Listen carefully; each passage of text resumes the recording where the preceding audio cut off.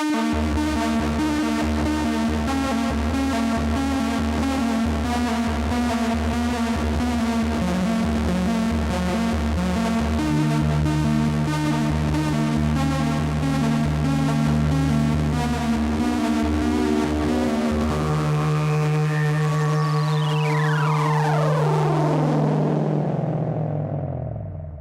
right, welcome to the first episode of The Rack Pack.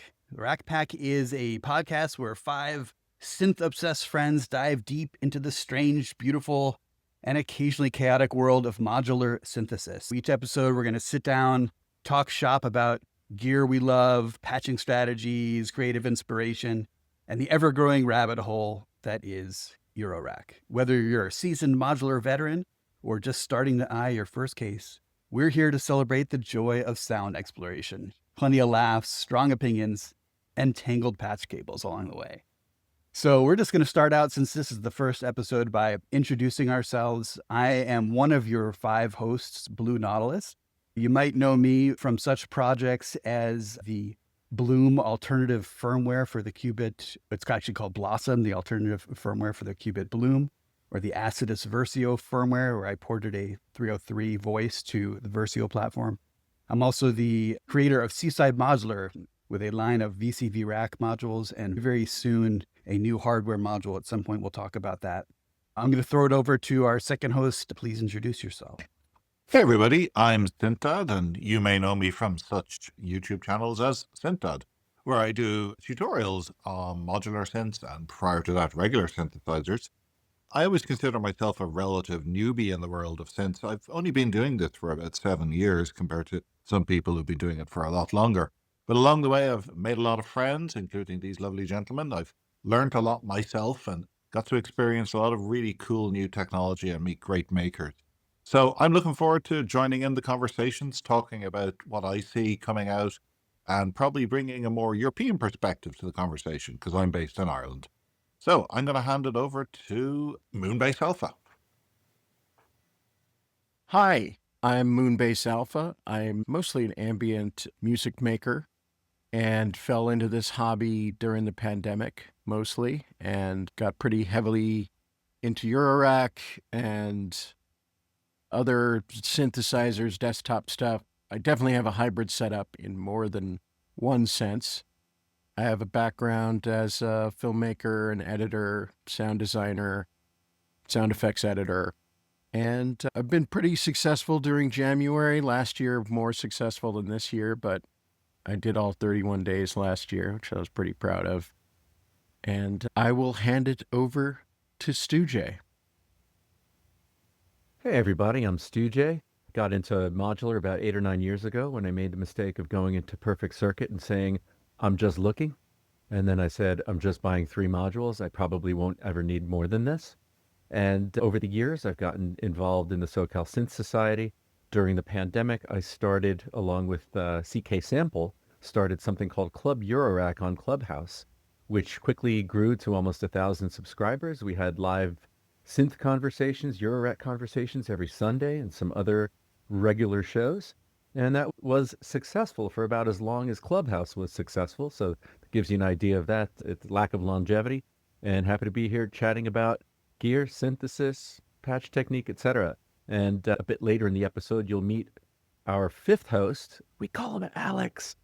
Oscidigi. But for now, why don't we get started? Back to you, Jonas, to get us the struggle to pronounce Oscidigi is going to be one of the recurring challenges of this podcast. But of course, the big topic that we really need to cover today is Superbooth, because we are now days away from Superbooth. Mere hours. We're starting to hear all of the rumors and excitement and gear revelations. I'm not going to be able to make it there this year. I know a couple of us were hoping to. Stu, you were hoping to make it there as well. But SynthDad's actually going to be there. And is SynthDad the only one of us who's actually been there before as well? I thought Stu's been. 2 years. Yeah, Stu's been. Last year, Yeah. So tell us, Stu, what was your experience like last year? What is the vibe? What is Superbooth? So my experience both years is, I wouldn't say it's the norm. Both years I was able to go essentially on the last day. They were hit and run visits. I was in London for work, and I was able to fly over from London to Berlin for the last day. But I had, well, the reason I say it wasn't a routine experience is because of our friend SynthDad here. Because I'm friends with the man himself, I get to hang with all the synthfluencers, with your Bows and your Div kids, and they always graciously included me at their table in their walkabouts. And so So it makes my it seem experience like is you're wonderful. cool. It made cool, yeah, cool by association. Yeah. And Until you were part of every the time I Rack think Pack, that was someone's like your claim to fame. That's right. But I will say this, as a longtime Burning Man aficionado, I will say it's the closest to the Burning Man vibe that any synth festival has. There's indoors, there's outdoors, it's fun for children. It's in essentially a beautiful park. It's several days outside and just surrounded by people and gear that we love and care about. And it's just a great way to nerd out. But Mark, excuse me, since that, you've spent more time than I have. So tell us about it from your I love the way you describe it as the Burning Man of the synth world, because I've never been to Burning Man, but I know plenty of people, including yourself, who've gone. And it's interesting to hear that crossover. Because when I always describe it to people, they're like, oh, you mean you're going to a trade show? It's not exactly. Think of an outdoor festival in a lovely woodland park with everyone dancing and lying around on deck chairs, drinking beer and being chill. And there's also a few booths, maybe a couple of hundred booths with like synth gear on them. And yeah, it's a much more laid back vibe than you would possibly imagine. A large part of that can be down, we can thank, believe it or not, I hate to say it, COVID for, because the original first Superbooth I went to back in, I think it was 2019, was totally indoors. It was completely in the main building itself, which was hugely noisy, very packed, quite an unpleasant Oh my God, experience. I can't even imagine it. Could you imagine? But then, as a result of the pandemic, the regulations required them to move it outside. And so what they did was they set up these large event tents all through these wooded areas, and there were sand pits, and it's an outdoor kind of activity area. So there's a lot of school tours from around Berlin go there. So it's actually quite a lovely place to be, which then everyone loves so much, it stuck. And so that really adds to the vibe. So what is Superbooth? It is the premier event in Europe, maybe even the world, for showcasing and releasing new synthesizer gear, be it modules, be it synthesizers, maybe even new software. It's a combination of that, plus there are talks by people, industry luminaries, down to regular makers who have something to say on various talk stages. There are live performances all day long, and you can just sit outside and just chill out to them.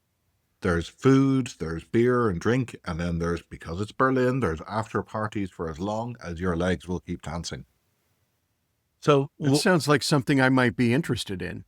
I think the problem is, actually the blessing is you can't buy anything at Superbooth, because that's actually one of the nice things. It's not a commercial selling event.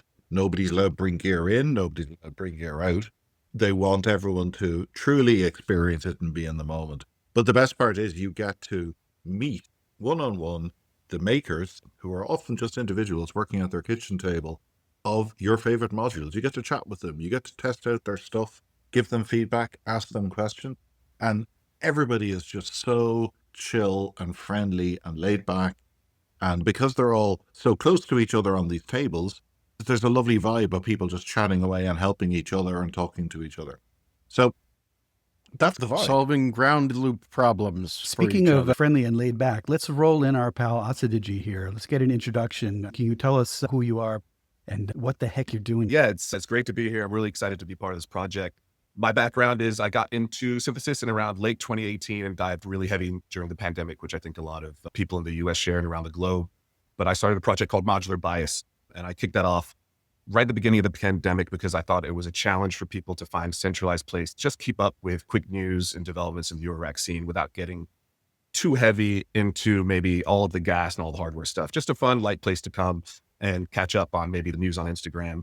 So that's been since early 2019, built a website and got pretty heavy into synthesis. But my background is definitely more of a hip hop, trip hop, down tempo type of stuff. So it's, from a sound design perspective, it's really wonderful to get exposed to so many different types of composers and creators and synthesists And this is just such a lovely community. I've loved it since the second I stepped foot into it. So this is a very exciting thing to be a part of. And I look forward to talking more about this hardware we love. Yeah, You're like me. We're going to try to not to be totally gas focused on this podcast, but this is the time of year to talk about new gear. Gee, what have you heard with your modular bias ear to the ground? What are the most exciting things you've heard so far that we should look forward to coming out of Superbooth? So there's an interesting mix right now. There's obviously module announcements, but there's also a lot of exciting hardware that kind of sits outside of the Uranograph space. Bastl just released one of their smaller format sound design boxes called the the Castle 2 Waveboard. There we go. That's correct. Clank. Does anybody have that just Castle rolls One off the thing? tongue. Yeah. Moonbass Alpha. Mark's got one. SynthDad has it. Oh, of course. SynthDad. I hear SynthDad has one. Yeah, they were nice enough to send one to me. I've had the Castle 2, the FX Wizard here on my desk to take a look at for some videos. I literally plugged it in and turned it on today for the first time. I know a lot of the videos were dropping this week because it released. It's fun. It's quirky. It's what is the Bastl Castle 2? Good question. Let's start there. It is a small form factor sample player slicer glitcher recorder with a modular patch points on the front that allow you to build your own modular patches, but they are not like 3.5mm cables. They're like little wires that you plug in. And so if you're familiar with the Bastl Castle, it's the same form factor, or the original Bastl Soft Pop. If you are into glitchy, messed up beats, this thing is just so much fun. Like, it's just crazy. If you want to do on the beat slicing, very careful sampling, no, this is not for you. If you want something that's gone out of its mind most of the time, I think you're going to love this. I've been playing around with it, and you can just do so many fun things. I hadn't even read the manual yet, and I already got bunker stuff out of it. So I'm going to look forward to doing something with it, maybe over the weekend. And you can swap out the firmware with the Castle One, right? Isn't it changeable? Sorry, so the Castle 2, and not the Castle 1, the Castle 2 and the Waveboard both share the same hardware platform. So you can swap the firmware. They are, I'm holding them up, but like you obviously can't see it. They are identical in terms of the physical hardware design. And Bastl, this is the kind of thing they do. They're very much into sort of the community enhancements, and I think there might even be a firmware kit for it, for building your own. But so they can swap between those two, but you can't go back to the original Castle because that firmware's it's out of date. Bastl always does such fun stuff because they've got their little micro patch points and their tiny standalone battery powered devices, but also such excellent Uranograph modules. So yeah, and also they like to dress up and make fun videos. Can't hate on that team at all whatsoever. They're really leaning into the whole medieval thing, all right, I have to say.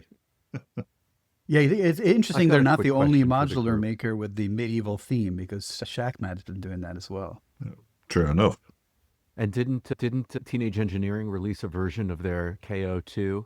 Yeah, the medieval version, Viking literally. That's true. Yeah. What is the medieval thing about? It's so odd. So question for the group.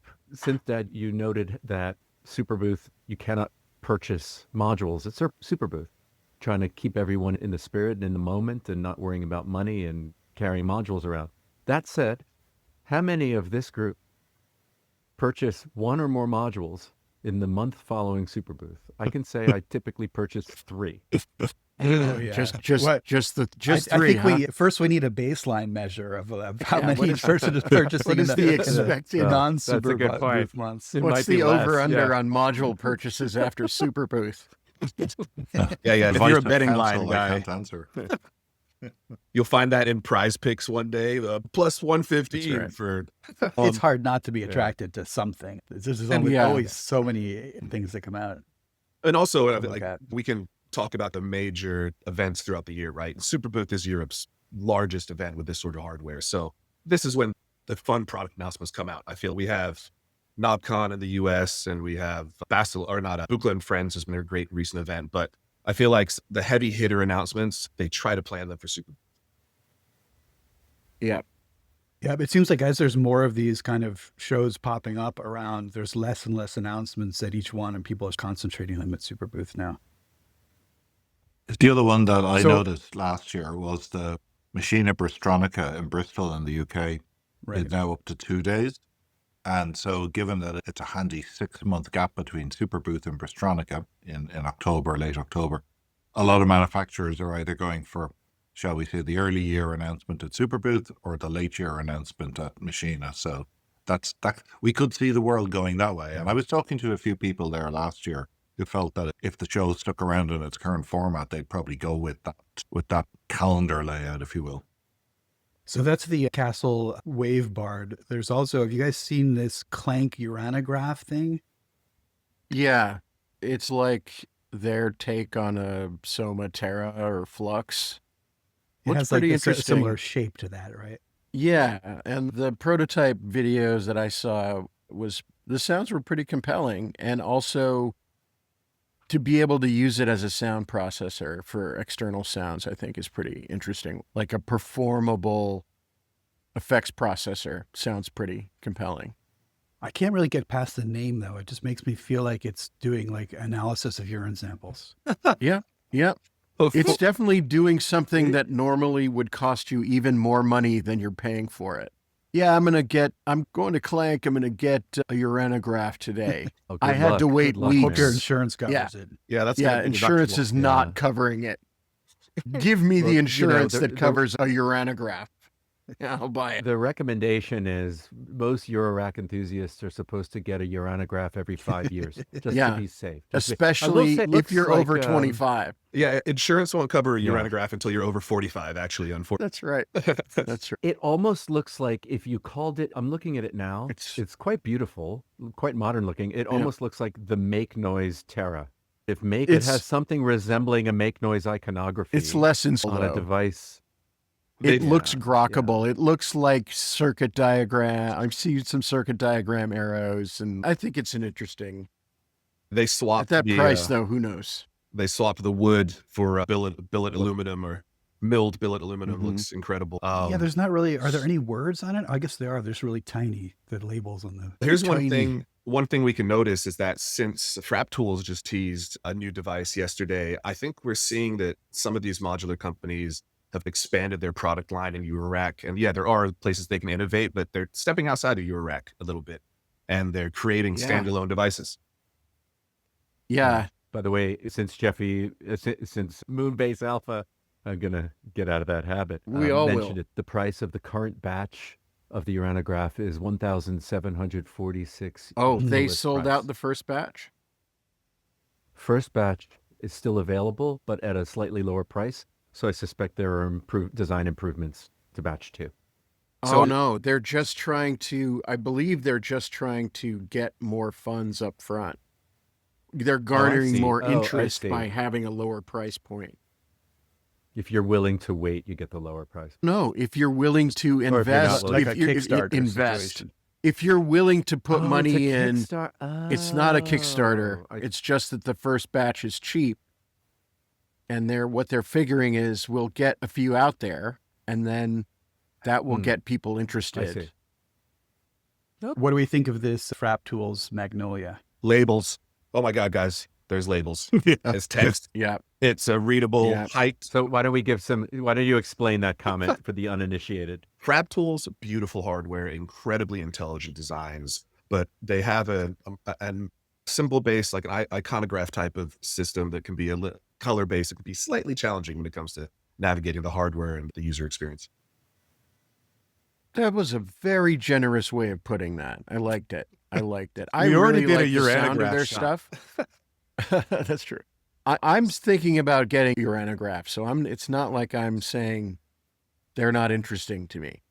But I like the sound of Frap stuff, and I like the idea of a self-contained device that unifies their approach to synthesis. I like the idea of that. I've never actually had a Frap Tools module myself. No, I haven't either. I've looked at them plenty of times when I Renzo- was at Superbooth. They're really nice. They look, and a full Frap setup looks beautiful. Really does. I've got two Yeah. from Moonbass Alpha right now, and they are built like tanks. Like, it's just incredible build quality. The knobs all are so smooth. They're beautiful modules. They differentiate. And they do good stuff. They do clever stuff, Yeah, like the Frap very Tools clever. 321 and all those modules, like the utility modules. They're smart. You need them. Yep. So- And I love their filter. I love the Kunsa filter and the Fumana as well. Yeah, those are some nice, They make heavy, good stuff. high HP modules that sound incredible. But yeah, the 333 is my go-to mult. Yeah. But I think the interesting thing with this is it's an 8-voice analog through 0 FM synth. And number one, it has a key bed, which I don't Yep. know if any of other Frap Tools modules have any sort of interface like that. And two, I think this is their first full standalone device. So yeah, very exciting. It to is. see It is. Yeah. just different design paradigms and how it's going to sound. I'm looking forward to checking it out next week when I'm over, because if it's anything like their Eurorack modules, the quality will be fantastic, I'm hoping.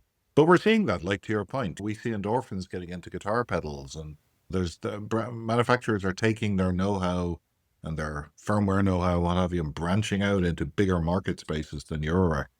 So it is a Yeah. niche. Okay, here's one I want to spend some time talking about. The OXI One Mark II, aka the OXI 2 Mark 1. I don't think we This see is Oxy, the, Oxy. The I ordered sequel, it. you ordered it. I ordered the it. sequel to the OXI One sequencer. Yeah. This is my main sequencer. I love this thing. This is like the entire brain of my system with all these 8-track buttons. The new one, SynthDad, has just done an amazing video about it. So maybe actually first, Stu, why are you going to get it? Because I know this is a device you've had before. Yeah. So I got it strangely enough because of the Digitone, my Digitone experience. I bought Digitone a few years ago, the first version of it, and I didn't grok it, and I sold it. And then I thought another year or so later, I thought so many people I respect like the Digitone, I should give it another chance. So I gave it another chance, and I sold it. And then Digitone 2 came out, and the multiple new engines appealed to me. I bought it, what I thought was against my better judgment, and I immediately fell in love with it. And so too many people whose tastes I respect, including Mr. SynthDad here, do wonderful things with OXI and sing its praises, enough so that now that the Mark II came out and it's even more powerful, and I see how responsive the company is to its customers and how quickly improvements, changes, and fixes are implemented, I'm giving it another chance. And this time I will not allow myself to sell it for at least 4 months. I'm going to give it 4 months nice. of work, study, build up the muscle memory that I know is necessary to use it. It is a And, really I'm high gonna go for quality device. It feels really well made. As you said, the developer is very active and kept adding features. And that was one of the things that started to become a downside of the Mark I, is that there was so much functionality built on top of this machine that was originally built to do much simpler things, that there were a lot of button combinations that you really had to get used to. And I think this will be one of the big advantages of the new ones, is that it's laid out according to the newest firmware. There's more buttons. On the other hand, Stu, you're a keyboard player. I am not a keyboard player. I like to pick out my notes in little squares on a grid. And maybe that style is just not for everyone. And I've tried multiple grid-based sequencers, including Hapax, which is a device I have immense respect for.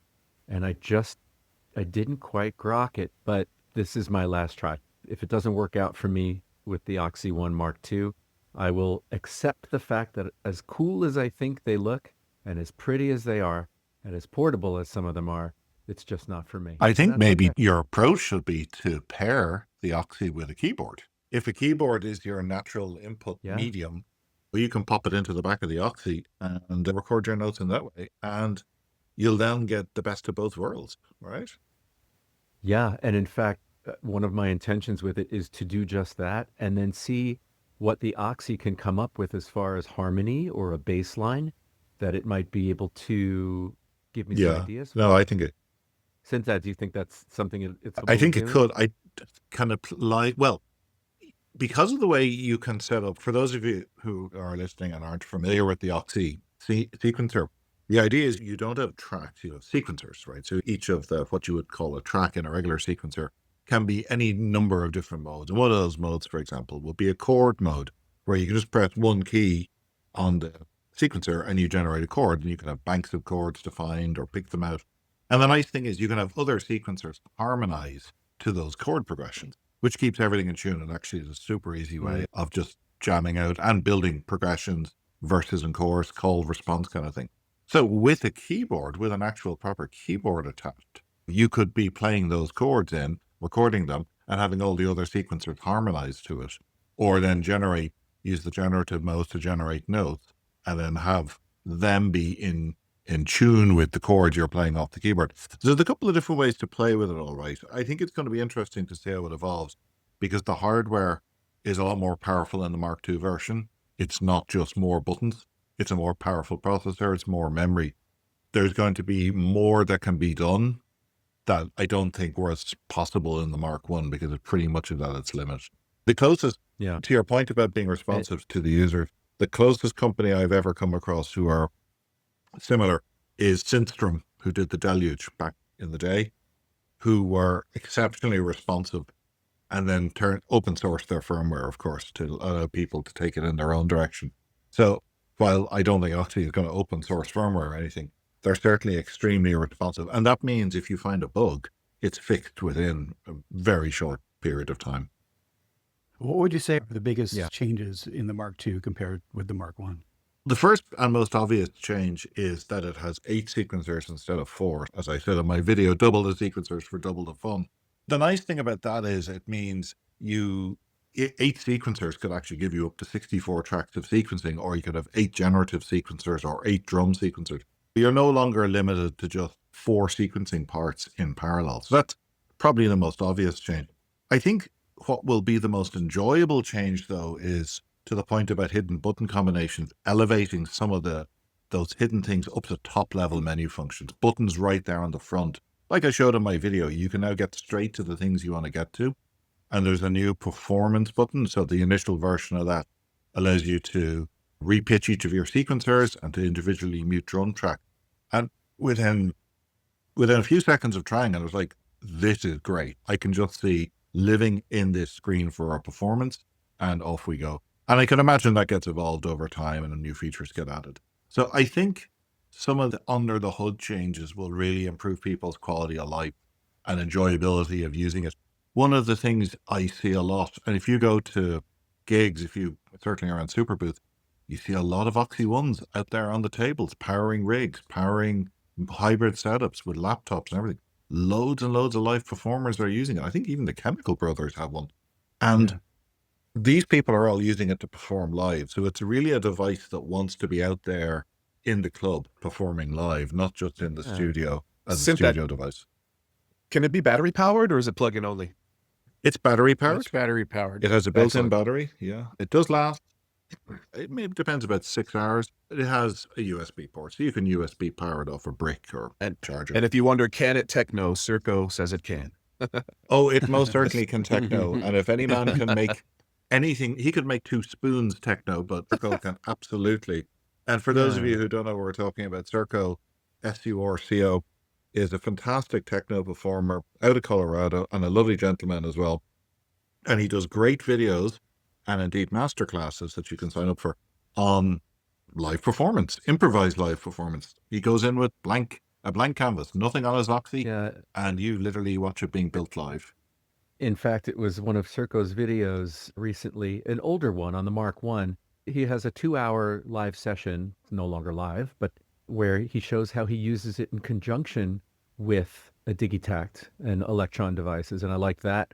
I like the work you've done with yours, SynthDad. Also, the Unperson has done some great things with it. And I've also been really impressed with Aura, OORA, who does beautiful work using it to power something like the Vermona Performer. So these were all kind of folks whose work influenced me to give it another shot. And the lovely thing is you actually mentioned 3 different styles of music there. Circo's you're very hard-hitting techno. But Aura's music is much more gentle and expressive. I wouldn't call it ambient, but it certainly is not techno. So I think there's often... And his style is closest to my own, which is his really got me thinking about it, because my music lends more toward melodic, ambient, industrial, I call it. But that really appeals to me. Did you all see some other... go ahead. Are there some other modules, any Uranograph modules people are excited about? I was actually just going to ask about one. There's the Acid Rain have teased a new version of their Chainsaw, which I guess was discontinued some time ago. That'll be a must purchase. That Chainsaw sounds so good. It's like the biggest bang for the buck in terms of HP to size. So I never had of one. the It's just sound. like a super saw kind of thing. Yeah. Mm-hmm. Just BT sounds Super really Saw. good though. It was Yeah. a part, I believe it was a part constraint. They can't get a specific part in order to manufacture it, so they've moved on. But excited to see what they could do, because I think a bunch of us have Maestro. What a wonderful module that is. And I think, Constant. we both, Constellation, another excellent module. So whatever they put out is going to be interesting. And they were working on a patchless, patchable synth, were they not? If I remember correctly, where you just press a button and then another button and that connects to quote unquote patch points. No idea. I swear. All right. I'll dig into that while others are talking. AGH, the Matrix VCF is definitely something that could open the door to a bunch of AGH synth purchases. Because that thing sounds really good. Ben did a video, DivKid did a video that showcased a lot of its power. It's a very interesting filter. Did he It's like an describe analog it? filter, and there's 15 different modes that you can go through. Yeah, there's, I think, 24 different modes. Or 16. 16 different modes, 16 modes. And you 16. can Yeah. CV between them. And there's a switch. So the reason Div was calling it 32, or AJH was calling it 32 filters, is says there's 16 filter types, and there's a switch that I believe they modeled off the Polyvox, the resonance and distortion. So it pretty much, the second you flip that switch, every single one of those filter types has a different resonance profile. It's hitting, it's a lot grittier, gnarlier, but yeah, those filter sweeps on that module were. And also, And it's everything all Alan analog, yeah. Hall. All Yeah. analog, yes. Yeah. So AJH stands for Alan J. Hall. And if you've never used an AJH module before, it's worth getting your hands on one. They are of the utmost quality, just built beautifully, completely reliable, just a top-notch company all the way. Yeah. Yeah, that panel was so dense. I thought it was a 5U module for a second. Until it's so a that lot sounds, of- there's a lot of lot different going filters on on there. behind that panel. Speaking of a lot going on panels, how about the Make Noise Jumbler? I think the idea behind this one is that it scrambles up your triggers, makes them like a Make Noise panel. Yes, I've purchased it. I have it here. I have it here in my rack next to the new multi-mod, and they're both part of what Make Noise is calling their, what is it, NUS? New Universal Synthesizer something? The second S does not stand for something. And there's some new format, some new signal format they're talking about. Is there really? That I'm not. Please no. I'm familiar with the Tip Top Art new signal format, but I don't know that. Yeah. I think it's less of a signal format and more of a new way of looking at things. And it strikes me, based on what I know and based on the videos that have been put out by Make Noise, it's less a new signal format and more embracing the fact that most great ideas in Eurorack have already been implemented. And so it seems that they are embracing that concept and creating a series of modules that, and they admit to this, they don't fully know what people are going to do with this newfangled and greater ability to multiply, twist, and share signals throughout a system. I suspect that they explain it much more clearly than I am now. But it's a crazy new world. There, not too many people have done too many things with the Jumbler yet that I've seen, and I'm just getting started with it. I'll report back on a future episode. I think that the Jumbler to me represents the evolution of module design, because you can see its history. You look at WMD Subway, which was a 1-to-8 scanning crossfader. Then you look at the DivKit and Vostok Path and Trace, which almost seems like this is combining them, that gives you different functionality. But I love how you let the ideas of certain builders germinate and turn into other modules from other builders, and the community builds upon ideas on the shoulders of giants, if you will. There's so much creativity in this field. That's what I love about it so much, is that there's so many people just trying things out and making changes to things, mixing and matching. It feels like it's constantly evolving. And of course, in their more snarky moments, all the Buchla people say, of course, it's all been invented already by Buchla. So, Right. you know, you're just copying us. We did this back in the 60s, man. Those You could- for you that's hipsters. Yeah. I didn't know nothing about Buchla, so you could totally tell me anything like, oh, this is the Buchla 943. And I'm like, oh, okay. Yeah, I did. I don't know. Is that a Porsche or is it a Buchla? No, that was meant to be connected to a massage chair, actually. You should look into it. It's really great. Turn up the resonance and Really quickly, gents, I was able to track it down. It was called the Acid Rain Memo, and it was shown at Superbooth 2024. And it's a patchless synthesizer, all button based, similar buttons to how their modules have, but you just touch a parameter in one place, touch a button in the other place, and it's linked. But I'm curious to see if they're making any headway on that also. Interesting. cool. So it's like a rooting thing. Yeah, rooting. Yeah, absolutely. That was what they focused on. Yeah, now I remember it. Let's talk Instruo. What do we think they're coming out with? They teach something, we don't know what it is. I can tell What you are the guesses? exactly what they're coming out with. I'm going to guess it's around 2 to 2 hours and 15 minutes. for the uninitiated, he's referring to the typical length of a new Jason Lim video when he introduces a new module. It can be a mult, and he'll find a way to make a 2-hour, 45-minute video. I That's know the Jay's edited one. version, Yeah, yeah. he's got, Yes, he's a we total do. genius, but he is a master of the way too long video. Oh, man. The Sorry, thorough- Jason. The thorough video. Thorough, yes. But for real, what is this module going to be? I'm guessing wavetable. It just sounds like a wavetable to me. My guesses, but just for the record, my guesses are 100% wrong, always. So I think that makes sense with the conch imagery that's on there, right? Correct, Something waves. ocean related. I am the ocean related iconography expert here on the podcast, and I Mhm. can recognize when someone's invoking the wave. But given its intro, it could just be a white noise generator for making the sound of waves. And he will do a 3-hour video Oh, yeah. on that. It'll still be a 3-hour. It's not just white noise. It could also Um, be purple.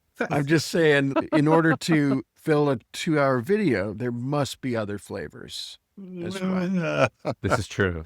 This is true. We're coming This out is hot. true. I will say that their teaser game is incredibly strong. Whoever's got a couple new macro lenses over at Instruo, the previews and their imagery is beautiful, but they're known for Just their gorgeous. Yeah, they're known for their beautiful design. Yeah, it's brass very lines high and all that. quality, very high Yeah. quality stuff. Yeah, yeah. Any other modules you folks are looking forward to? I'm going to be checking out the new MIDI controller from Noiseout, the Drop, which they just teased and reached out to me about. So I've done a fair few videos with their modules over the years, and they're always top quality. And when I say they, it is, again, just one person working away, and this is his company. The Warp Oscillator is fantastic. Quasar was a 3D binaural panner. And so now they're coming out with a very interesting, not a Eurorack module, but it's actually like a standalone MIDI controller, which combines both Eurorack patch points with MIDI, TRS MIDI and USB MIDI. But what it's really got that's interesting is built for performance features. Like you can jam everything to one setting because you're doing a build, and you can literally hit a button called drop and it will do a countdown timer of how long you want the drop to last before slamming all the settings back to something else. And there's your drop. And so I'm looking forward to That's giving this really a cool. go, because like I can see this, and I think it could be really fun. I can see this being really useful in combination, say, with a controller like the OXI One Mark II as a live performance tool. So I will check it out next week and report back. And it looks like they designed this with a keen awareness of the success of the OXI, because I'm looking at it right now. It's quite beautiful. It's jet black with colorful lights, but there is a section on the left side, a rectangular shaped section of buttons that are highlighted. Each button is highlighted by light Yep. in almost what seems like exactly the same black buttons of the dark version of the OXI. And I imagine how good these two devices would look next to each other. I would say the dark lights of a club, looking good is the most important thing. If your sounds aren't good, doesn't matter, as long as you look good. This shows you know what you're doing. You know, this is actually one of the downsides of these types of devices is that you almost have to be in a dark club to play them. I had the misfortune of doing a small performance last year with the sun shining down on me, and I had everything programmed into my OXI, and I could not see which buttons were lit at all. So I was like trying to put like a blanket over my head so I could get the right clips to launch. It was I actually think the no. only modules that you could conceivably use outdoors these days are dope for that kind of level. Yeah, because even most modules have light LEDs on them, or even little screen. You can't see anything outside in sunshine. Only dope for is outdoors ready. At least soon the first module you can use in the ocean is coming out, ocean certified. So that's very exciting. Is that Proteus, right? It's waterproof, or? It is, contrary to popular belief, not waterproof. Please do not put it in the ocean. The warranty does not cover saltwater damage. You could play it near the ocean. Does it cover Oh, freshwater yeah. damage? Could I take it to a lake? That is why we were called You can use it to- seaside and not. You can use it to make music about the ocean. That's right. You can do that Ah. as well. So, question for the group. I think that strikes me as a good segue.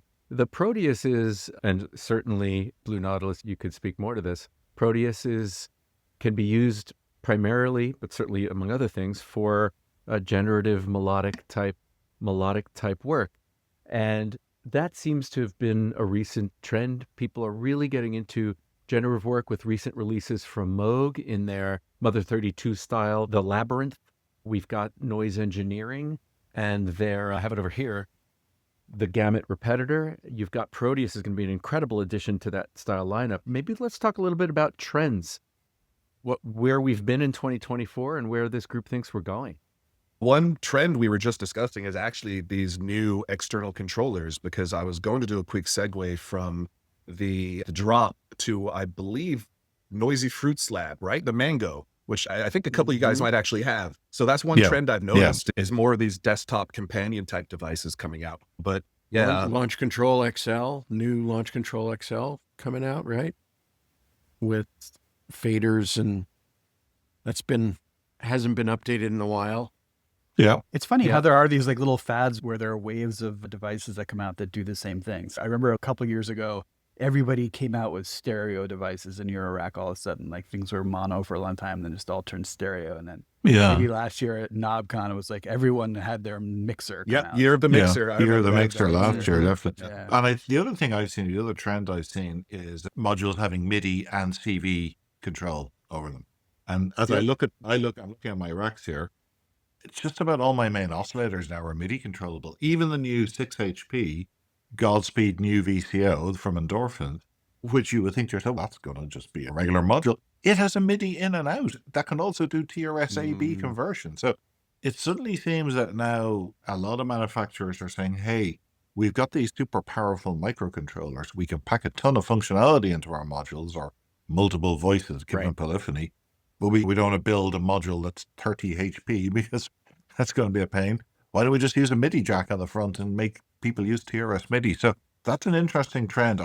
I know a lot of people have very mixed feelings about that, though, because that's not within the spirit of modular. I'm a think bit it has resistant its to it place. myself. I'm a CV purist. I just haven't really gotten into MIDI. Although, actually, the thing that's may put me over the edge is the OXI One Mark II, because now that there are 8 tracks, but there's still the same number of CV outs, in order to really take advantage of all of those sequencers at once, I'm going to have to get into the world of MIDI, which means I need to start exploring. Start doing chords and things that would normally take multiple CV chords. Chords. What's a chord? Yeah. What is that? Yeah, weird to think about. But that those keyboard Uranograph, people huh? do, yeah. I would that's recommend what connects the module to the power board. That's a chord. for something like that, I would recommend like a Bafaco MIDI thing V2. It's just a superb little MIDI interface in 6 HP, super easy to set up, and then just one TRS cable out of the back of the OXI into the Bafaco, and Bob's your uncle. You've got an extra 12 CV outputs that can do anything. I was also looking at the Mutant Brain, the hex inverter. Hex inverter. That's pretty old now, and something like that is good, but it's fixed in what it can do, whereas the newer modules like either the Bafaco or the Bastl 1983, like for example, the outputs can be oscillators or envelopes or LFOs, and then the MIDI is controlling the period of the LFO or something like that. You got a lot more flexibility under the hood there for those. Yeah, I got rid of Mutant Brain. It was a good module, but it had some quirks to it when it came to clocks and resets with my Electron gear. But one thing I will say is SynthDad said TRS-A and TRS-B, which are trigger words for me. So one thing I will definitely recommend for everyone is the Tubutek TRS bridge. Oh, that is brilliant. One of the most cool modules. So that is a MIDI converter, essentially. It'll change from TRS-A to TRS-B and let you combine clock, CC, any type of MIDI message. It'll let you combine, save presets into the 4 ins and combine and send out any messages you want with 4 outs. So I use it to basically keep Hermod Plus and Stolper Beats, who has an interesting MIDI implementation, as friends. But just overall, if you have any MIDI in your system, TRS Bridge is a godsend. So TRS A and B are just different ways of mapping the MIDI signal onto the same TRS cable, right? Yeah, they're just wired back to front. So if Mhm. you get some modules, and I'm going to go out on a limb here. I've noticed a lot of modules from Germany all use TRS-B because all the modules I've gotten from German manufacturers are TRS-B and everybody else uses TRS-A. So if you plug a TRS cable into a module and you're figuring out why the hell isn't it working, you've probably got a TRS-A to B issue. And you can buy little converter jacks, but that TRS bridge that Oscidigi was talking about, it just is one of those modules that when you get it, you go, why haven't I had this before? This does exactly what Yeah. it says on the tin. And you don't need a computer to configure. Why don't they make one with a black panel? Because, well, That's- yeah, you could talk to them about that. The Well, best part why is you can't don't we need a agree on a MIDI TRS standard? Half of us can. Actually, it's Well- not half. It's, Go that read doesn't- obligatory mention of the XKCD Yes, new standard comic. We need a new maybe standard. someone can solve this. Maybe someone can solve this mystery for me with respect to the MIDI TRS A versus B. Why not put A or B on the cable? Why not Why do they not indicate it? No, it's the say- same Why cable. not indicate? Because the cable itself is not the issue. It's how the jack is wired. It's the yeah. yes, but if Yes, the someone's tips of the selling a ring, jack right? that's Yeah, you're right. But- It's the but why cable not- for that jack or not. You could label it. yeah, why not just put a little A on it or a B on it? It's not, it's one or the it other. should be on the it should be on the Wow. jack though, not the cable. The Yeah, cable is, yeah. A lot of the think you get manuals will power say it, values, yeah, too. but oh, unless it's a 5-pin to TRS, and then yes, it should be on the cable. I 100% Be on the agree. cable. yeah. It's a cheap fix for an annoying problem. Not as I annoying as I was sliding thinking nuts, but that's TRS for to another episode. TRS. Right. Gotcha. That's why. Gotcha. Yeah. So what other trends do we foresee? Let's talk a bit about vintage. It's interesting. I feel like, is there a trend toward vintage inspired technologies? We talked about AJH. AJH traditionally is as vintage as it gets, right? A lot of Moog type emulations. If you want to recreate an old Moog Model 15, you might get fairly close with AJH. But now suddenly they're coming out with a really, yes, it's all analog, but this massive kind of modern spin on a multi-filter. What does the gang think about vintage versus modern in this hobby of ours? I personally love the idea of using vintage techniques, vintage designs, and using modern manufacturing techniques and having them be more reliable and accessible and available. If you look at the booklet stuff being remade in Uranograph format by Tip Top, I mean, there's some of the classic vintage synthesizer, the originators of a lot of the concepts we're all used to, coming back in a format that's like a much more market acceptable format at a price point that's digestible without selling off an arm and a leg. So it's great to see that. So that booklet isn't just confined to collectors and people with the budget to afford it, but it's made more accessible and introduces more people to those original ways of thinking about synthesis. I think it's interesting to think about whether this sort of yearn for vintage gear is because people really like those sounds or because of the vintageness of it itself. But I think Eurorack is like officially 30 years old this year. That was 1995 when Dieter Doper. That's true. came out That's with true. The spec. So is there any Eurorack gear that's soon to be in that vintage category? And will we feel the same way about it? Some of the early at some dope point? for Mutable. modules, yeah, it's early make noise stuff. Some of the early live wire stuff could be almost back. Look at what happened with the Make Noise QMMG, yeah. right? Right. Those right. things going for 1,500 and up, and then the reissue, and just the crush of people trying to get a very small number of just an old filter that, if you think about it, it sounds great. Not necessarily much better than anything new that we've got. It's too big by modern Eurorack standards, but there's still this thirst It's for it. like Yours truly got Samarcanda one. big, right? Yeah. It's not. I don't want to quite, hear but anyone's it's bad word about my Samarkand over there. Yeah. I've got one too. I'm not saying anything bad about it. But it's funny when we talk about vintage modules because all you have to think about is vintage cars. At the risk I was of going to say sounding- vintage guitars. Vintage guitars was going to be my go-to. Vintage cars. They look great. They sound great, but you sure as hell wouldn't want to rely on one to drive Yeah. you to work every day. It's a weekend driver, not a daily driver. And there's a reason we all drive modern cars made to modern manufacturing tolerances. safer, faster, cleaner, cheaper. But on the other hand, who wouldn't want to have a lovely sports car in the garage that you could take out at the weekend kind of thing? I used to have a 1972 Volkswagen bus, and it was so cute looking, and I loved it, but I felt like I was going to die every time I got inside of it. We had on my road trip up to Santa Barbara the other day, we had the new VW bus was right behind us, the all electric nice. one. And I don't know, mixed feelings, but I love the old VW buses. Those things are amazing. Yeah. Any last takes about Superbooth? Let's go around the horn here and have one last comment from everybody. It could be either like your bold hot take prediction or a thing that you're looking forward to that we haven't talked about yet. Let's start with Oscidigi. Okay, so what I'm excited to see is Venus Instruments Looper. The Looper space is a very interesting one when it comes to Uranograph. The Instro has their Lubad or Looper. Also, I believe, is it Nautilus from Qubit? I'm not sure. I don't remember the name of their Looper, but Venus Instruments has a beautiful design philosophy. Stardust. Yeah, Venus has a beautiful design philosophy. Their modules are very usable. Their echo delay, I've always admired from afar. So very excited to see what their take is on a looper. Moonbass Alpha, what are you most excited about? It's hard to say. I'm excited just that Superbooth is a thing where a bunch of cool stuff is going to be announced. I'm excited to, feed off some of that energy from afar. And I'm excited that manufacturers I like Acid Rain and Instro are coming out with new stuff.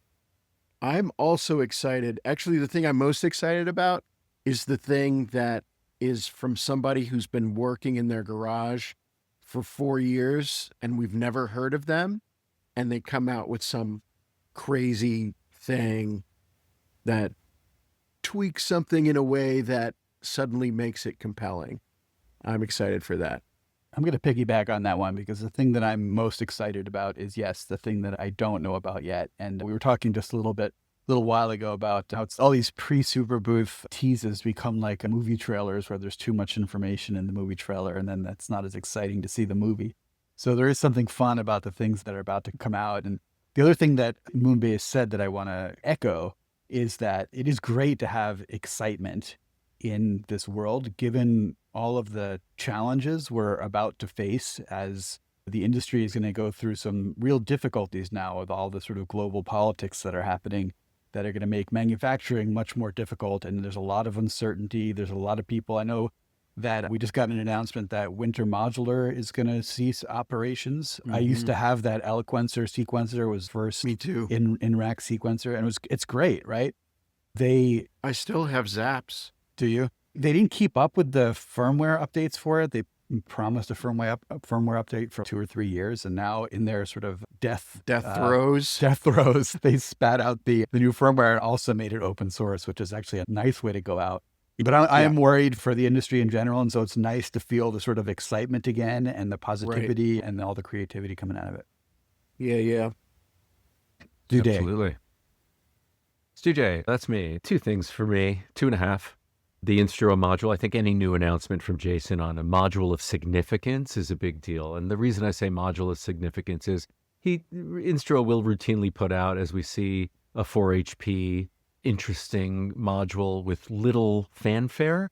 This one has fanfare.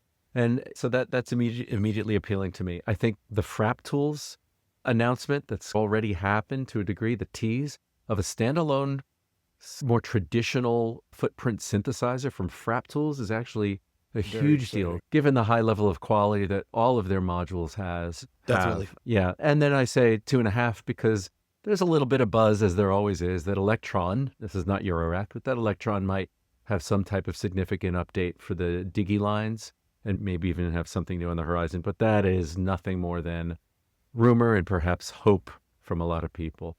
But Silver enclosure Octatrack Mark II coming in hot. yeah, maybe. SynthDad, what do you think? One thing I can say is the modules might be cool, but the people are cooler. So I'm just looking forward to hanging out with all of them again. I think what I've learned over the years is the module that you think, or the thing you think is going to be the hot thing, is never going to be the hot thing on the show. And it really is the unexpected, quiet little person working away who's come out with something really useful, really unique, really innovative. That just catches everybody's eyes. And there will be great synths there from the likes. Udo, when they came out with Super 6, really caught the show on their back foot, because everyone was like, oh my God, we never expected something like this. And it sounded great for just a prototype.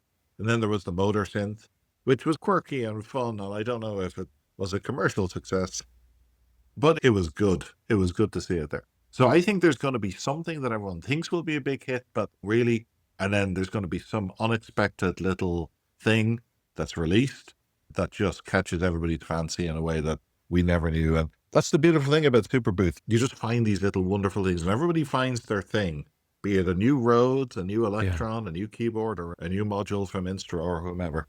Yep. And bring cash, because they don't take credit card for food and drink. That's a good one. Yes. If you're going to Superbooth, bring cash. Pro Lots tip. of cash. Okay, we will get together again and talk Sacks after and Superbooth. sacks of cash. Sorry. You can't buy modules, remember? You can't buy them there. Yeah, you can't buy That's them right. there. So we will get together. I hope everybody enjoyed this inaugural episode of the Rack Pack. We're going to get together again a little bit after Superbooth and talk about how things went. We'll get the full trip report from SynthDad. We'll talk about all the new things we don't know about now. Just a reminder, if you enjoyed this, check us out on Instagram at Rack Pack Podcast. And of course, whatever podcast app you're using, go ahead and hit subscribe so you can be sure to get the next episodes. And we'll see you soon. Cheers, everyone. Yeah. Thanks so Bye. much, guys. Peace.